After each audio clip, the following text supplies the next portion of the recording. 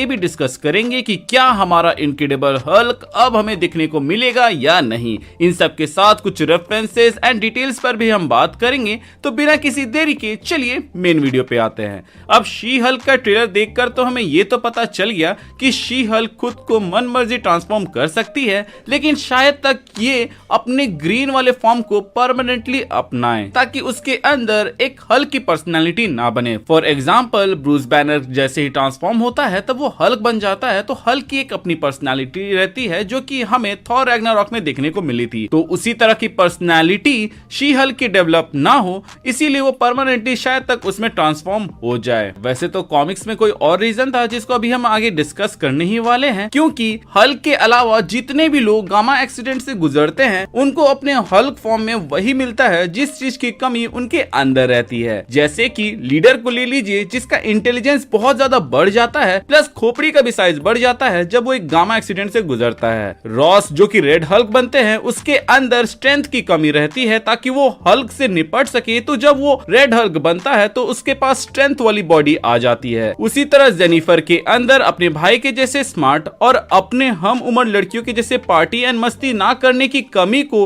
वो she Hulk बनते ही खत्म करती है। इसीलिए तो वो ट्रेलर में ही हमें लड़कों पर इतना चांस मारते हुए दिखती है, प्लस उसके अंदर जो इनसिक्योरिटीज है वो भी धीरे धीरे खत्म हो जाती है। वैसे यहाँ जिन लड़कों को वो स्वाइप राइट करती है उसमें से कुछ का नाम रेफरेंस हो सकते हैं, जैसे कि ग्रांट जो कि एक रेफरेंस हो सकता है ग्रांट एनजी का जो कि विजुअल प्रोडक्शन डिपार्टमेंट से हैं, या फिर ये कैमरा मैन का एक रेफरेंस हो सकता है जैसा कि IMDb ने मेंशन किया हुआ है। इसके अलावा निक रेफरेंस हो सकता है निक हेस का जो कि शी हल्क के VFX डिपार्टमेंट में कंट्रीब्यूशन दिए हुए हैं। वहीं बात करें इस नेम की जो कि फ्लिप करने पर केविन बनता है, वो एक क्लियर रेफरेंस हो सकता है केविन फाइगी का।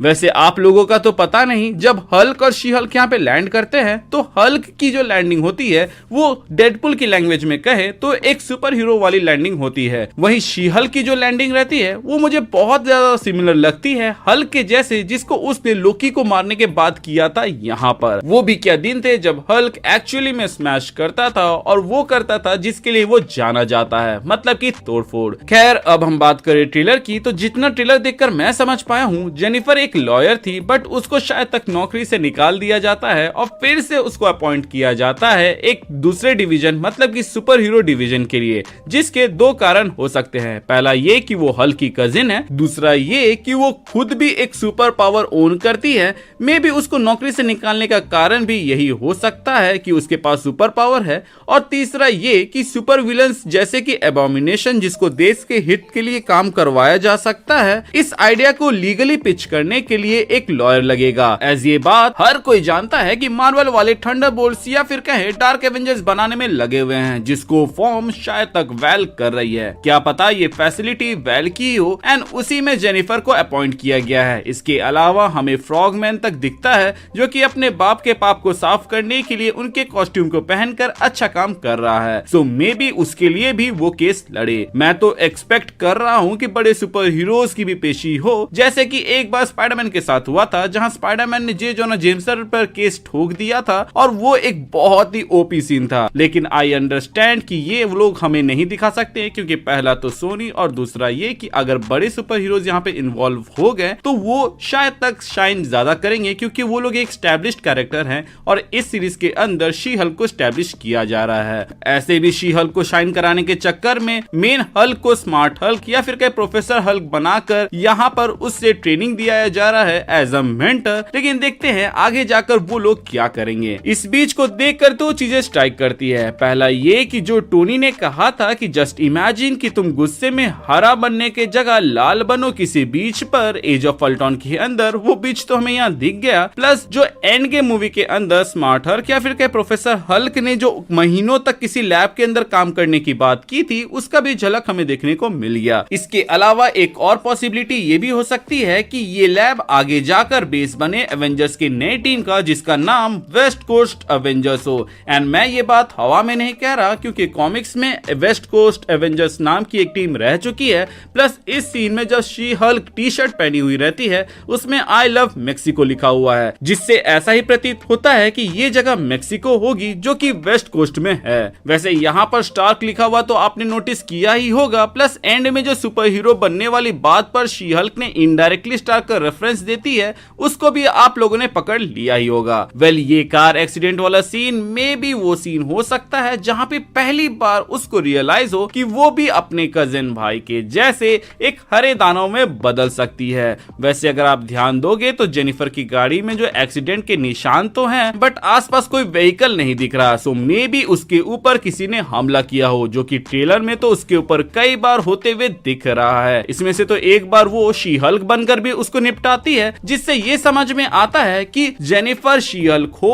या नॉर्मल लॉयर हो, उसके ऊपर हमला हो रहा है। जिसका मेन कारण ये हो सकता है कि या तो वो लोग उसको किसी केस से हटाना चाहते हैं या फिर उसके पास कुछ ऐसा है जिसकी इन लोगों को जरूरत है या फिर कहे डिमांड है। इस सीन में जब एबॉमिनेशन ट्रांसफॉर्म होता है तो आप उसके कपड़े टीयर ऑफ होते हुए देख सकते हैं। प्लस हल्क यहाँ हॉर्न बजाता है तो जेनिफर की आंखों में आप ग्रीन ग्लो देख सकते हैं, जैसे इनक्रेडिबल हल्क के एंड में हुआ था। यहाँ पर कुछ ऑफिसर्स के हाथ में आप जो वेपन देखते हैं वो देखकर ऐसा लग रहा है मानो कोई सोनिक वेपन हो सकता है, क्योंकि सोनिक वेपन की मदद से ही हल्क तक को इनक्रेडिबल हल्क में रोकने की कोशिश की गई थी। वहीं सिविल वॉर मूवी के अंदर वांडा जैसे कैरेक्टर को भी रोकने में उसका एक अहम रोल था। तो इस वेपन को वो लोग सुपर विलन्स या फिर सुपर हीरोज के अगेंस्ट यूज कर सकते हैं, जो कि मुझे लगता है आगे जाके यहाँ पे जरूरत भी पड़ेगा। एज आप यहाँ पे अलार्म बजने वाला सीन देख सकते हैं जहाँ पर हमारी शी हल्क भी मौजूद है। अब बात करें वीएफएक्स के बारे में, जिसको लेकर सबसे ज्यादा कंप्लेन है, जो कि मुझे नहीं लगता कोई उतनी बड़ी इशू है, क्योंकि शो आने में अभी भी टाइम है जिसको वो लोग आराम से ठीक कर सकते हैं। प्लस मैं तो CW के शोज को भी देखा हुआ हूँ, तो मेरे लिए तो कंपैरेटिवली ये काफी अच्छा है। इन केस अगर हमें सेम वीएफएक्स शी हल्क के अंदर देखने को मिला तो याद रखिएगा कि शी हल्क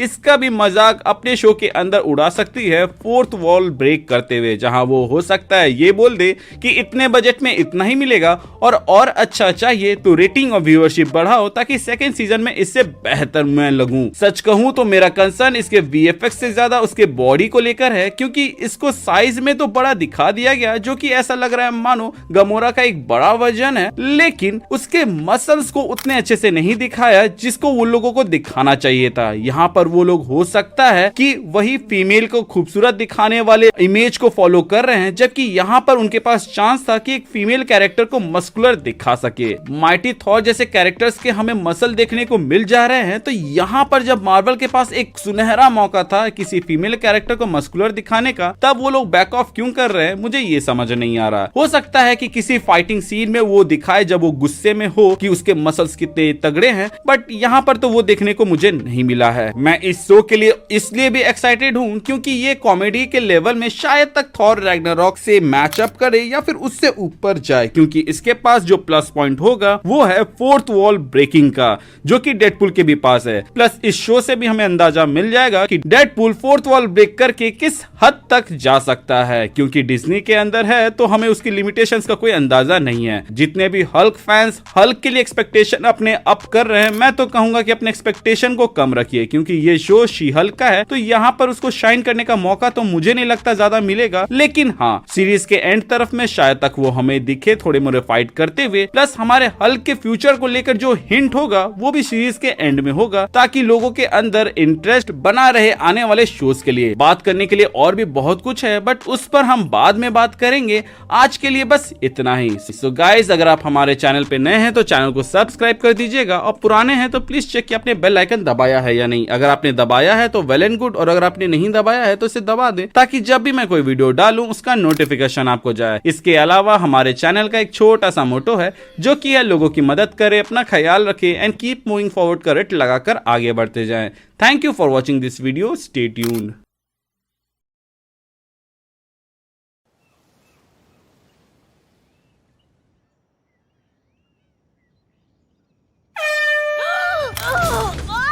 ब्रूस, क्या तुम पूरे पागल हो गए हो? अभी भी कंट्रोल में हो, ज्यादा गुस्सा तो महसूस नहीं हो रहा? नहीं, बस मामूली सा गुस्सा आ रहा है। सोते वक्त तुम फिर से जेन के रूप में आ जाती हो। वो भोंपू बजाना क्या जरूरी था? थोड़ी कॉमेडी के लिए बहुत जरूरी था। ये कई सालों का सफर है जिसका तुम्हें हम सफर बनना होगा। बेस्ट फ्रेंड का नाम बताओ। निकी। स्पैंडेक्स। स्पैंडेक्स ही है आज से तुम्हारा बेस्ट फ्रेंड। हल्क बनने के लिए बैलेंस जरूरी है। अभी तुम्हें बहुत कुछ सीखना है। ये सब स्टंट्स तो मेरे लिए बाएं हाथ का खेल है। अगर अपनी लॉयर वाली जिंदगी में लौटना चाहती हो तो मुझे कोई एतराज नहीं। मुझे पता है झूठ बोल रहा है।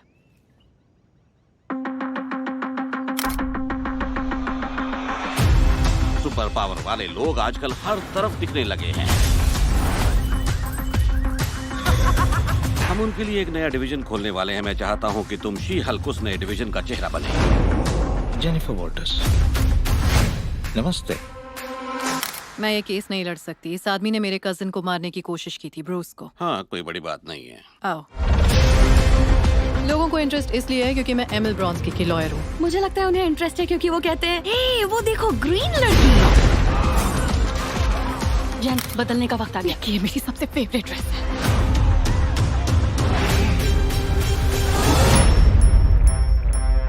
मुझे बिल्कुल नहीं करना है। मिस वॉल्टर्स, हम सीधा ऊपर वाले को जवाब देते हैं। हमारा ब्रह्मांड तबाही के कगार पर खड़ा है। देखिए, मैं एक लॉयर हूँ और सिर्फ कायदे से काम करती हूँ। विशांति ग्रंथ के नहीं, बल्कि अमेरिकन लॉ के कायदे। तुम्हें अच्छा लगे या ना लगे, तुम हो एक सुपर हीरो। तो हो जाए। वो स्कूल का एक बच्चा याद है तुम्हें, जो सबसे कूल था, सबसे स्मार्ट था और सबसे पॉपुलर हुआ करता था? हेलो। मुझे तुमसे जलन हो रही है। क्या दिन आ गए हैं यार।